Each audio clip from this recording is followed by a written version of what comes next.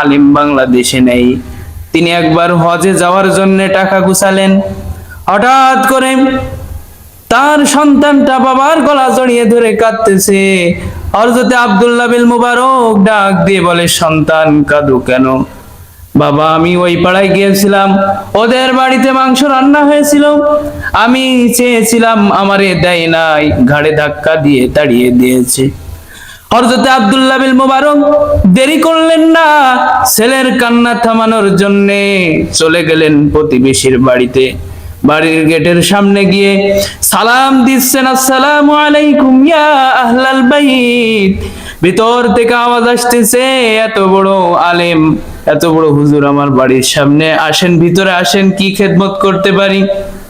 হযরতে আব্দুল্লাহ বিন মুবারক ডাক দিয়ে বলে, ভাই, আমি ব্যস্ত মানুষ, বসার কোনো সুযোগ নাই, আমি হজে যাচ্ছি, বেডিং খাতা পর্যন্ত বেঁধেছি, আমি রওনা দেব, দেখলাম আমার সন্তানটা এসে কাঁদতেছে, তোমাদের বাড়িতে কি আজকে মাংস রান্না হয়েছিল? বলে হ্যাঁ।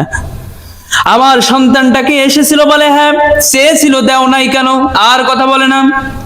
কিছুক্ষণ পরে ওই গরিব প্রতিবেশীটা ডাক দিয়ে বলছে, হুজুর, দুঃখের কথা বলবো কি, আজকে 3 দিন পর্যন্ত আমার বাড়ির চুলায় কোনো আগুনই জ্বলে না।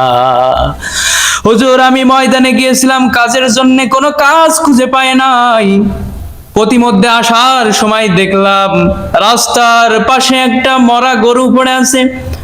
আশপাশে লোকজন দেখতে না পেয়ে চামড়া ছিলে কিছু গোশত নিয়ে এসেছি। ওই গোশতগুলো রান্না করে পরিবারের লোকজনদেরকে খাওয়াচ্ছিলাম, নিজেরা খাইতেছিলাম। হুজুর, আপনারা তো ধনী মানুষ, সাহেবে মাল, যাকাত ফিতরা নেন না, খান না, আপনার এই ছেলেটাকে তো আমি চিনি, মরা গরুর মাংস খাবেন? মরা গরুর মাংস যদি আপনার ছেলেকে না দিয়ে ভুল করে থাকি, মেহেরবানি করে আমারে মাফ করে দিবেন।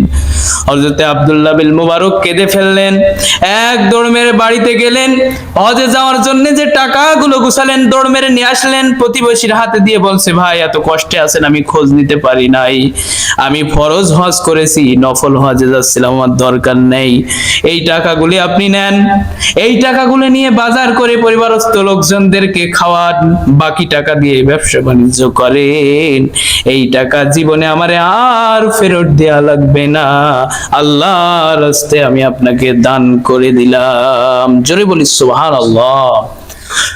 সম্মানিত হাজিরিন, 45 দিন পর হযরত আব্দুল্লাহ বিন মুবারকের বন্ধু এসে বলতেছে, ভাই, হজ থেকে কবে আসলেন?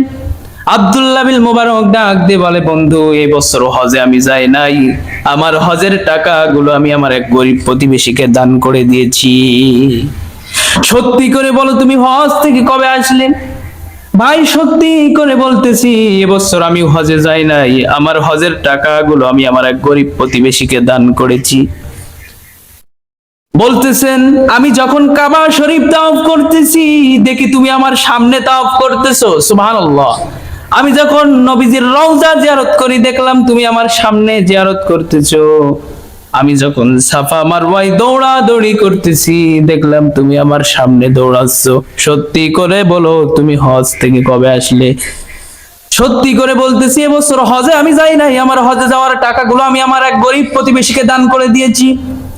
ওই রাতে তাকে স্বপ্ন দেখানো হলো, মোবারক, তুমি হজে যাও নাই, তাতে কি হয়েছে? তোমার যে স্যাক্রিফাইস, তোমার যে দান, তোমার যে আমল, এই দানটাকে আল্লাহ এত বেশি কবুল করে নিয়েছে, একজন ফেরেশতার আকৃতি ধারণ করায় তোমার হজের সকল আমল আল্লাহ নিজেই করে দিয়েছে।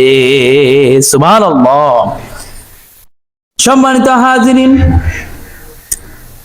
আব্দুল্লাহ বিন মুবারক, তুমি হজে যাও নাই, তাতে কি হয়েছে?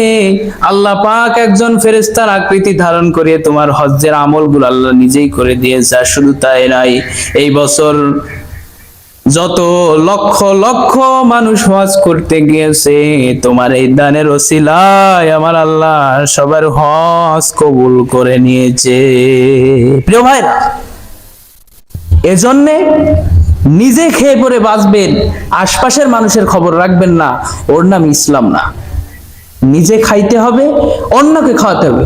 আমরা এত বড় কৃপণ হয়ে গিয়েছি, মানে এমন মন মানসিকতা আমাদের হয়েছে যে আমাদের বাড়িতে যদি মেহমান আসে, আমরা বলি, আয় টাকা সব খরচ হয়ে গেল, শেষ হয়ে গেল, সবই হয়ে গেল, কিন্তু আসলে মেহমানটা আপনার বাড়িতে বরকত নিয়ে আসতেছে, আপনার সব খাওয়ার জন্য আসে নাই। এই জন্য আমরা এগুলো একটু খেয়াল করব, আমরা বেশি বেশি মেহমানদারি করার চেষ্টা করব। একজন মানুষ দুঃখে আছে, তার সাথে ভালো কথা বলবো, না খেয়ে আছে আমরা তাকে কিছু খাবার দেব। আল্লাহ পাক আমাদের সকলকে তৌফিক দান করুক, বলি আমিন।